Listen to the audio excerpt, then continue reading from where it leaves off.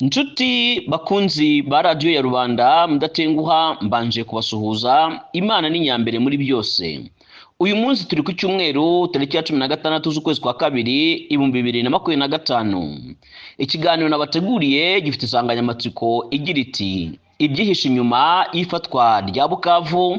Mwagiteguriwe kandi mukaba mugiye kugizwaho n'imirimbanyi muhima. Sangiza ibiganiro byacu muri ubwo buryo bwonyine bwo gusenya ingoma gica ya Paul Kagame n'itsinda rye ry'iyisinyenzi Kiringi mashine bakanabishyira no mu ngiro. Ubu inkuru ivugwa mu minwa ya benshi n'umunyamakuru byandikirwa ku isi yose nuko ingabo za FARDC, ingabo za leta y'u Burundi zoherejwe mu butumwa bwo kugarura amahoro, ituze n'umutekano mu burasirazuba bwa Kongo, MONUSCO ishami rya ONU, SADC ingabo zo mu bihugu bya Afurika y'Amajyepfo ndetse na Wazalendo bishubije umujyi wa Bukavu ndetse n'ikibuga cy'indege cya Kavumu byari byarigaruriwe n'inyeshyamba za RDF M23 zifashwa zigaterwa inkunga na leta y'u Rwanda nta mirwano ibayeho.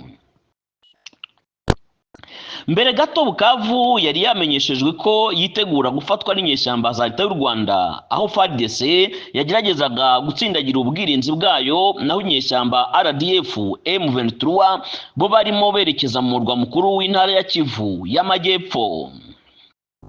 Bikiri gutyo urugamba rwo ku rwego rwo hejuru mu bya diplomasi n'amahanga byarimo bishyira amaturufu akomeye ku meza hagati ya Kinshasa, Kigali n'ibihugu by'ibihangange ari bo baza mu bayobora isi ya none nakwita ibifi binini, les grandes puissances internationales. Benshi bifuje kumenya ku byo Perezida Tshisekedi Chilombo Felix Beto yashoboye guhagarika mu kuburizamo ifatwa rya Bukavu no kugeza aho inyeshyamba za Paul Kagame RDF M23 zitegekwa gusubira mu birindiro byazo mu masaha atageze kuri 28, ibintu bitigeze bibaho mu mateka y'intambara zabayeho ku isi. Aho niho benshi bohereje bibaza ingaruka ino ntambara igiye kugira ku baturage b'igihugu cy'u Rwanda Kagame yamaze gushyira ubuzima bwabo mu kaga gakomeye. Mu gihe cy'amasaha makeya ingabo za Paul Kagame zifashe umurwa mukuru wa Kivu y'Amajyepfo, ibintu byakomeje kuzamba ndetse uko byari bimeze birushaho kuba urudubi n'agaterera nzamba. Inzirakarengane zatangiye kwicwa mu buryo bwa kinyamaswa hakoreshejwe ibyuma bya bayoneti ndetse n'ibyuma bita singe biba ku mutwe w'imbunda, kubohera abaturage ba Kavumu na Bukavu amaboko inyuma akandoyi no kubakubita udufuni mu mitwe, ari nako bagerageza guhisha ibimenyetso amahanga. Ariko amafoto yari yarangize kugera ku mbuga nkoranyambuga social media mu gihe gito cyane bitungura amahanga. Izo nyeshyamba kandi zakomeje ibikorwa by'ubwicanyi ndengakamere mu duce nka Kasheke, Karehe Centre, Ihusi, Mungwawere, Ruzira, Rambura, Ngomo, Nyangezi, Rusizi, Plain n'ahandi henshi hatandukanye, zirasa ibisasu bya rutura ku nzirakarengane z'abaturage, bihutira kubagereka kuri leta ya Kongo ndetse n'igisirikare cya FARDC. Ingabo za Paul Kagame zakomeje ubugome ndengakamere bwo ku rwego rwa genocide, bikaba byarateye ikibazo gikomeye cyo guhahamura abaturage batangiye guhunga ku bwinshi uturere turimo imirwano ari benshi. Bikaba byari bitoroheye imiryango itanga imfashanyo y'ibifungurwa n'imiti kubagezaho ubutabazi bw'ibanze mu buryo bworoshye, cyane ko mu bice bya Karehe na Ihusi imodoka z'ubutabazi zarashweho n'inyeshyamba bituma zihagarika ubutabazi bw'ibanze kubera impamvu z'umutekano w'abakozi babo. Mu gihe inyeshyamba RDF M23 zigikomeje kwigarurira uduce dutandukanye twavuzwe haruguru no kubiba ubwoba mu baturage, intara ya Kivu y'Amajyepfo umubare w'abishwe, abadamu n'abakobwa bafashwe ku ngufu, abana bato bijijwe mu nyeshyamba ku ngufu n'abaturage bagizwe ingaruzwa muheto yari gikomeje kwiyongera mu buryo bukabije. Ibyo bikaba bimwe mu byatumye igisirikare cya FARDC cyiyemeza guhagarika intambara, kwirinda ko umubare w'inzirakarengane wagwa muri ibyo bitero mu murwa mukuru ndetse n'imicungararo yawo waba muremure cyane. Niko gufata ibikoresho by'urugamba, abayobozi b'ingabo bategeka abarwanyi ba FARDC, MONUSCO, SADC na Wazalendo gusohoka mu mujyi wa Bukavu nta mirwano iyo ari yo yose ibayeho. babahaye inyeshyamba za RDF-M makumyabiri na gatatu gusahura no kweza amazu ya leta n'ay'ubucuruzi mu mujyi wa Bukavu, aho bivugwa ko ibintu bibarirwa mu miliyari z'amadolari byambutse mu Rwanda ku mugaragaro binyuze mu nzira y'amazi bigapakirwa n'amato manini mu masaha 72 yose nta kuruhuka, igikorwa cyahamije benshi ndetse n'amahanga yaragishidikanya ko u Rwanda ari rwo rurwana muri Kongo, naho umutwe wa M23 ukomeje kwiyitirira intambara akaba ari ikinyoma cyambaye ubusa nk'uko amafoto yabyerekanye. Abarwanyi, ibikoresho ndetse n'ibyasahuwe mu mujyi wa Goma na Bukavu byose byakozwe ku mategeko ya leta y'u Rwanda. Nk'uko benshi mu bakurikirana politiki y'akarere bakaba n'inararibonye mu busesenguzi mu bya geopolitike bemeza ko nyuma y'iyi ntambara hihishe intambara ikomeye cyane kurusha iyi tubona ihangayikishije impande zombi z'abarwanyi, ariyo ntambara ya diplomasi y'amahanga, ariyo yateye impinduka ku byo tugiye kurebera hamwe muri kano kanya. Icyemezo cya FARDC kurwana kuvana ingabo zayo mu murwa mukuru wa Bukavu ndetse no ku kibuga cy'indege cya Kavumu nta mirwano ibaye byaba bihishe iki muri diplomasi ndetse n'igisirikare? Nk'uko twabisobanuriwe n'impuguke muri MONUSCO ziri ku rugamba, icyemezo cyo gusubira inyuma kuri FARDC berekeza Uvira no mu kibaya cya Kamanyora cyafashwe inyuma y'aho inama ibereye yahuje abakuru b'ingabo, abahagarariye ibihugu byabo muri Kongo ndetse na Perezida Tshisekedi. Kuri icyo kibazo harebwa cyane uko umutekano w'abasivile warushaho kubungwabungwa birinda ko hafatwa bugwate n'umwanzi, nk'uko MONUSCO ndetse n'imiryango nyinshi itegamiye kuri leta yari imaze kubitangaza muri raporo zabo zitandukanye ko bashobora gukoreshwa na RDF-M23 nk'igikoresho cy'intambara kubakingira ibitero bashobora kugabwaho n'ingabo za FARDC, bityo inzirakarengane zakoreshwa nko gukingira ingabo zikaba nyinshi cyane mu mujyi ndetse no ku kibuga cy'indege cya Kavumu. Kuba rero ingabo za FARDC zaragiriwe inama n'abayobozi bakuru ba Kinshasa kuva mu duce dukomeye byahaye RDF-M23 kwihutira gufata ikibuga cy'indege cya Kavumu nta sasu na rimwe rivuze, ndetse banakomeza no gufata umujyi wa Bukavu nta n'uwigize uhura n'ikibazo icyo cyose n'intambara, kuko ingabo za FARDC zari zimaze guhunga kera n'ibikoresho byazo. Mu gihe inyeshyamba za Paul Kagame zibwiraga ko zatsinde ndetse benshi batangiye ku mihanda kwifotoza berekana ko u Rwanda rumaze kwigarurira ubutaka bwa Kongo bwaharaniwe kuva kera, abategetsi, abanyapolitike n'abadiplomate ba Kongo barimo bereka amahanga ko igihugu cyabo cyarangije kwigarurirwa n'igihugu cy'abaturanyi, barimo bica abaturage babo nta kirengera n'ubugome bw'indengakamere, aho nta mahanga atabara leta ya Kongo no kwirinda ubusugire bwayo, banasaba ko amahanga yagira icyo akora amazi atararenga inkombe. Kuki Tshisekedi nyuma ya Kongo na Bukavu yavuze arakaye, noneho amahanga akaba aribwo abona akamwumva? Mu gihe inyeshyamba za M23 RDF zinjiraga mu mujyi wa Bukavu, Perezida Tshisekedi ari mu gihe uruzinduko mu gihugu cy'Ubudage kuganira n'abatetsi b'iyo leta ku kibazo kirebana n'intambara Paul Kagame yashoje mu gihugu cye mu burasirazuba bwa Kongo. Nk'uko twabisobanuriwe n'umudiplomate wa bugufi w'Ubudage, Tshisekedi yahaye ubutumwa bukomeye ibihugu birimo Amerika, Ubufaransa ndetse n'Ububiligi, aho yabitangarije agira ati: Si le Rwanda s'empare de Bukavu, alors nous considérerons cela comme une déclaration de guerre ouverte et nous répondrons en conséquence.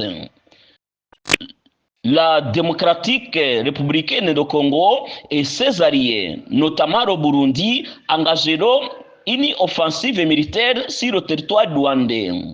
Aho yerekanye ko u Rwanda rwaramuka rufashe Bukavu rwaba ruhaye Kongo imbarutso yo kwinjira mu ntambara ku mugaragaro, kandi ko Kongo izahita yitabara yo n'ibihugu bishyigikiye birimo Burundi bikagaba ibitero simusiga ku butaka bw'u Rwanda.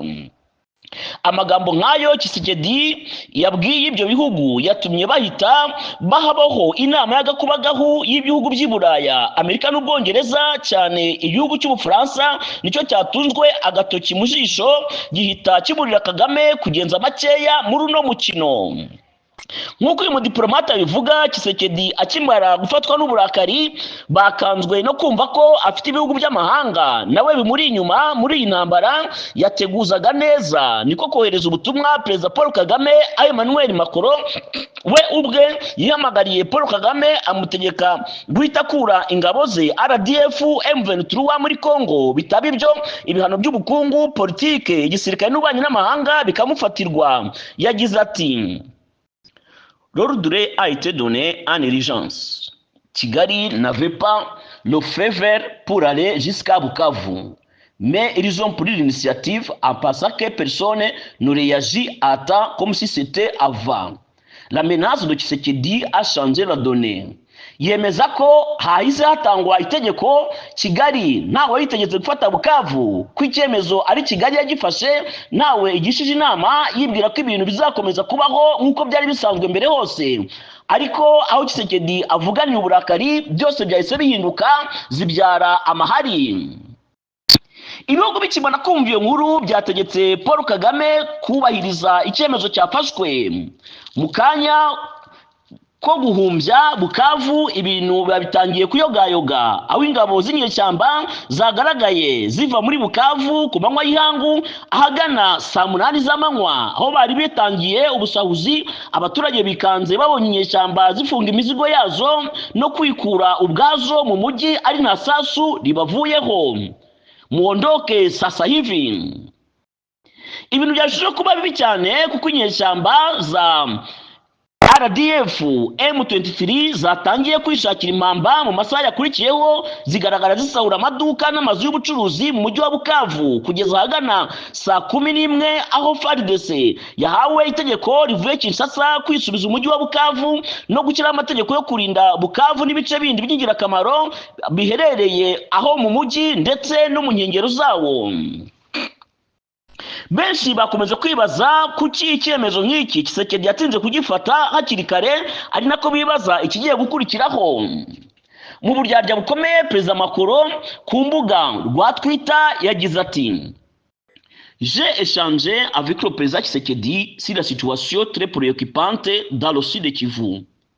Nous avons exprimé notre accord sur des points suivants.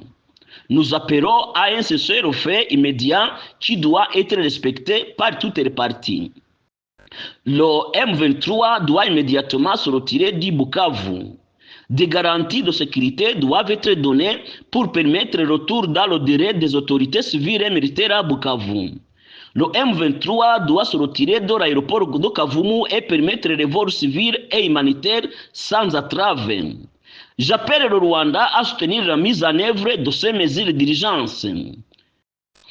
Mu butumwa Perezida Emmanuel Macron yatanze ku rubuga rwe rwa X, yemereye Tshisekedi ko ahangayikishijwe n'akaga abaturage be barimo kunyuramo muri Kivu y'Amajyepfo, ariko agiye gukora ibishoboka byose intambara igatanga agahenge kakubahirizwa ku mpande zombi zihanganye. Kugira ngo ibyo bigerweho, Emmanuel Macron shebuja w'inyeshyamba yategetse ko ziva muri Bukavu. Si ibyo gusa kandi M23 RDF ikava mu nzira zose kugira ngo abayobozi baba bagisivile n'abasirikare boroherezwe kugaruka ku mirimo yabo muri Bukavu nta n'umwe uhutajwe. Arangiza ategeka Paul Kagame kuvana inyeshyamba ze ku kibuga cy'indege cya Kavumu, bityo indege zizanye ibikoresho n'imiti byagenewe inzirakarengane bibashe kugeza ubutabazi bw'ibanze ku baturage bari mu kaga.